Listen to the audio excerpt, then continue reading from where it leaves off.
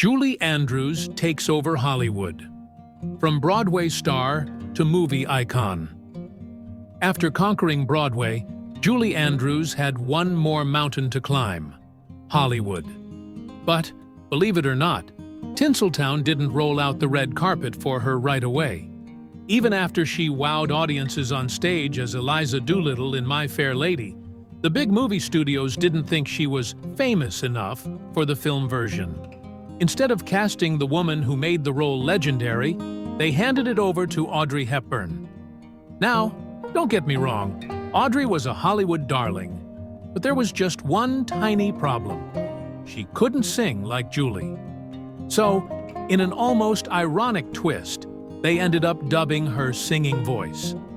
Meanwhile, Julie, the actual vocal powerhouse, was left without a movie deal.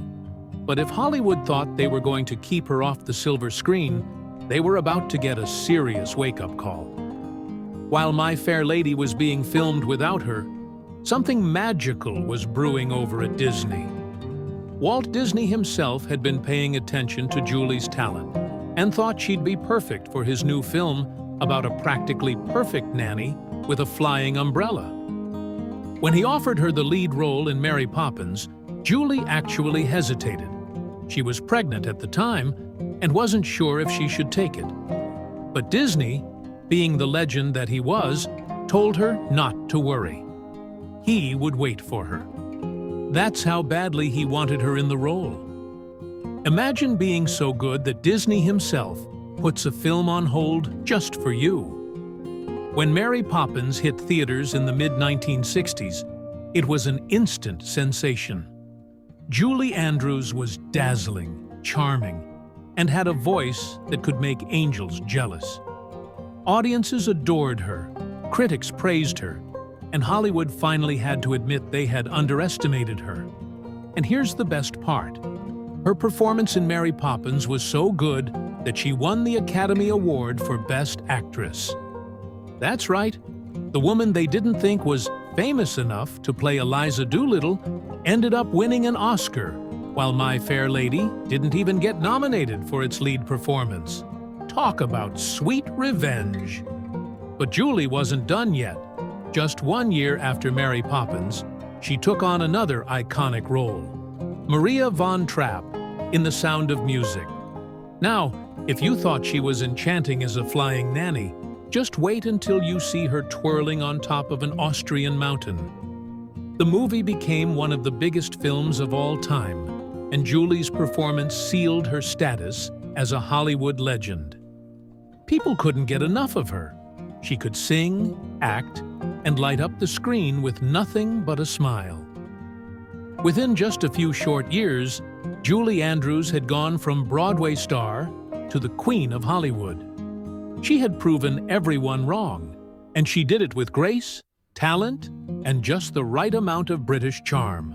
Julie Andrews, the legendary voice behind Mary Poppins and The Sound of Music, didn't just appear out of nowhere. Her journey to fame was a mix of talent, luck, and a whole lot of hard work. Long before she became the beloved nanny with the flying umbrella, she was a little girl with a big voice, wowing audiences before she even hit her teenage years. Born in England in the late 1930s, Julie had a childhood that was anything but ordinary. While most kids were busy playing hopscotch and trading marbles, she was busy hitting impossibly high notes and stunning music teachers with her perfect pitch. Her mother and stepfather were both entertainers, which meant Julie practically grew up backstage. It didn't take long before they realized they had a star on their hands. By the time she was just 10 years old, her voice was already something special. So special that a vocal coach declared she had the kind of range that professionals dream of. At the tender age of 13, when most kids were worried about school dances and algebra, Julie made her debut in London's West End. She performed in Aladdin and Humpty Dumpty, proving that she could hold her own in front of large audiences. Her voice was pure magic, and critics couldn't get enough of it. By the time she was in her mid-teens, she was already a well-known singer in England. But Broadway? Hollywood? those were still a long way off, or so she thought. Then came the big break. In the early 1950s, Julie crossed the Atlantic and found herself on Broadway. Now, if you've ever stepped foot in New York City, you know it's a place where dreams are made and crushed just as quickly. But not for Julie. She landed the lead role in The Boyfriend when she was only 19. Imagine that! Most people at 19 are trying to figure out how to do their own laundry, and she was starring in a Broadway show. The audiences loved her, the critics praised her, and suddenly, she wasn't just a talented singer from England, she was Broadway's newest sensation. But her real breakthrough came a few years later, in My Fair Lady. She played Eliza Doolittle, a scrappy flower girl who learns to speak like a lady, and she was nothing short of phenomenal. Her voice soared through the theater like a nightingale with a microphone, and audiences couldn't get enough. The show was an instant hit and ran for years. Now, you'd think after dazzling audiences night after night, Hollywood would come knocking, right? Well, they did, but with a twist. When the time came to turn My Fair Lady into a movie, the studio decided Julie wasn't famous enough for the big screen. Instead, they cast Audrey Hepburn and dubbed her singing voice. Ouch. But don't worry, Julie would get the last laugh. Because the very next year, she got cast in a little movie called Mary Poppins. And the rest, as they say, is history. Julie Andrews' career struggles, reinventing herself in Hollywood. Julie Andrews was on top of the world after The Sound of Music. She had just starred in back-to-back blockbusters, won an Academy Award, and was loved by audiences everywhere. She was the golden girl of Hollywood. But here's the funny thing about Hollywood. One minute you're on top, and the next, people are whispering that you're too sweet, too wholesome, or worse, too predictable. And that's exactly what started happening to Julie. By the late 1960s, Julie had become the face of family-friendly musicals, and studios wanted to keep her right there. But Julie wasn't about to be typecast as the singing governess for the rest of her life. She wanted to prove she could do more than twirl around in fields and tidy up nurseries with magic. So, she took a risk. She teamed up with her husband, director Blake Edwards, to take on roles that were more daring. Unfortunately, the risk didn't quite pay off at first. Her first major misstep came with Star in the late 1960s. The film had everything: lavish costumes, big musical numbers, and, of course, Julie's stunning voice. But there was just one tiny problem. Nobody wanted to see it. The film flopped so hard that it made Hollywood nervous. Was Julie Andrews losing her magic? That question became even louder when her next big movie, Darling Lily, also failed at the box office. Critics didn't know what to make of this new version of Julie. Was she still the beloved sweetheart? Or was she trying too hard to be someone else? By the early 1970s, it seemed like Hollywood had cooled off on Julie. But she wasn't about to disappear. Instead, she took a step back and tried something different: television. She launched the Julie Andrews Hour, a variety show that showcased her singing, humor, and charisma. It even won an Emmy. But despite the awards, the show was canceled after just one season. It was like no matter what she tried, Hollywood wasn't quite sure what to do with her anymore. Then, Julie did something unexpected. She started performing in nightclubs.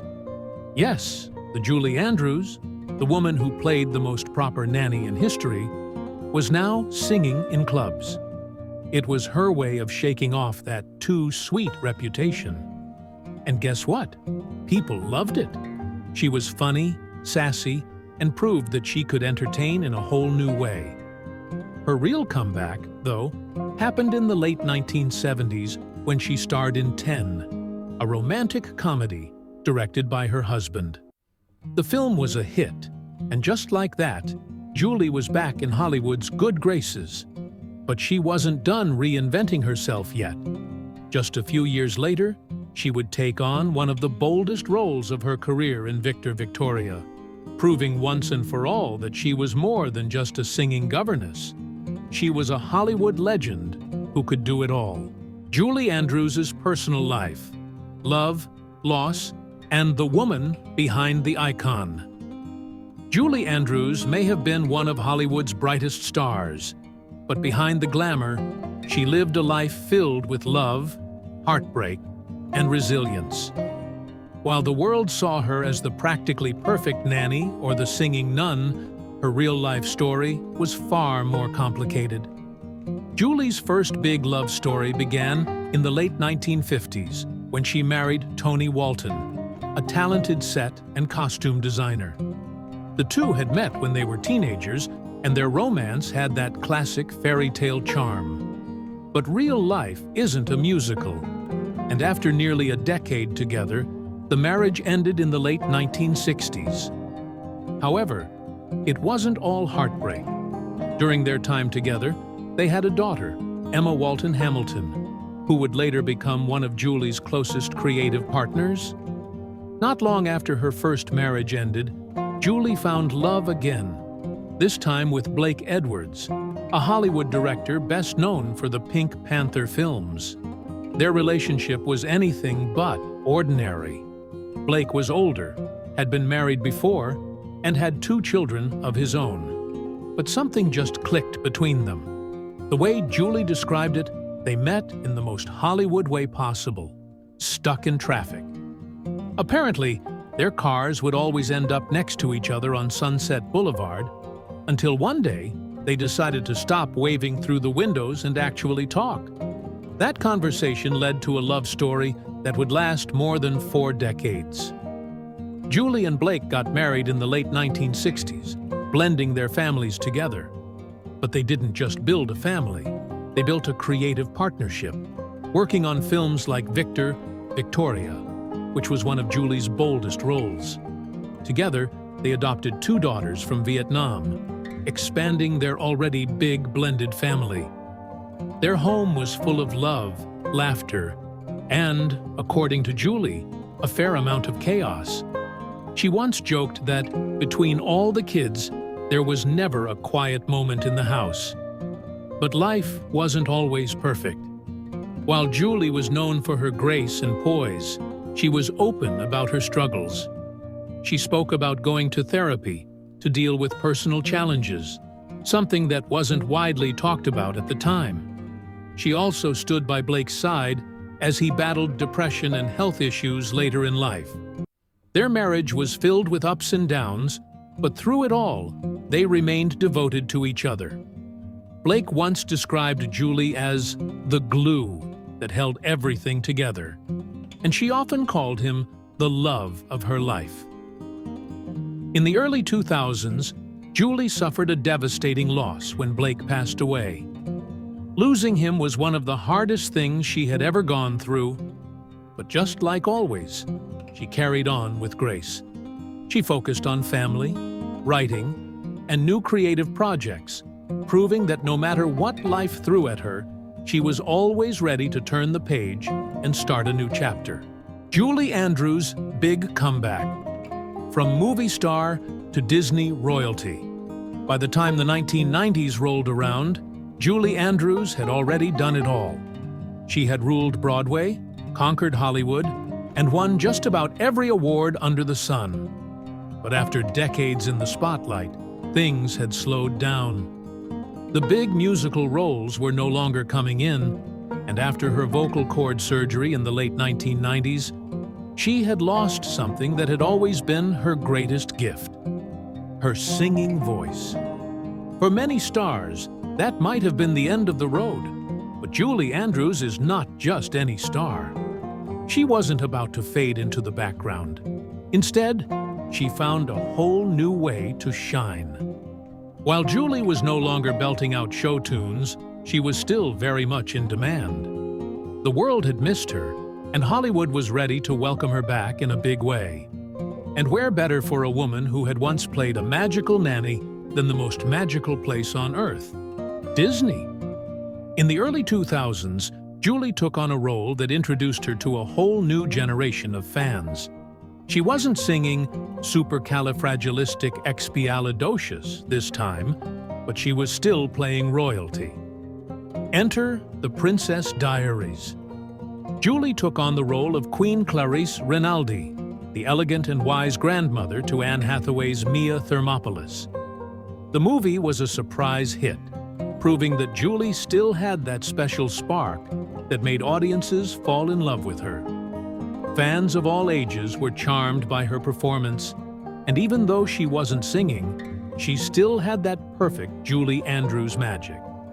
The best part? She looked like she was having the time of her life playing a no-nonsense queen with a mischievous side. She even did a sequel, giving fans more of Queen Clarice's wisdom and wit. But Julie wasn't just making a Hollywood comeback. She was also reinventing herself in a whole new way. Since she couldn't sing anymore, she turned to something else she loved: storytelling. She teamed up with her daughter, Emma Walton Hamilton, and started writing children's books. It was a perfect fit. After all, who better to write for kids than the woman who had played some of the most beloved family-friendly characters in film history? Their books became bestsellers, proving that Julie's creativity wasn't limited to just the stage or screen. And if that wasn't enough, Julie even found a way to get back into music, sort of. In the Shrek movies, she voiced Queen Lillian, Fiona's mother. It was a smaller role, but fans loved hearing her voice in animation. She even got to sing a little in one of the sequels, reminding everyone that, even with her vocal struggles, she still had the heart of a performer. Julie Andrews had already lived multiple lifetimes in show business, but she wasn't done yet. She had gone from Broadway star to Hollywood icon, from Disney royalty to best-selling author. No matter what life threw at her, she always found a way to reinvent herself. And that's why, even after all these years, the world still can't get enough of Julie Andrews. Julie Andrews' legacy, a star that never fades. Julie Andrews has spent more than 7 decades in the spotlight, and through every high and low, she has remained one of the most beloved stars in the world. From her early days as a child prodigy in England to becoming the Queen of Broadway and then ruling Hollywood, she has proven time and time again that true talent never fades. She wasn't just another actress or singer. She was a force of nature, a performer whose grace, humor, and warmth made audiences feel like they knew her personally.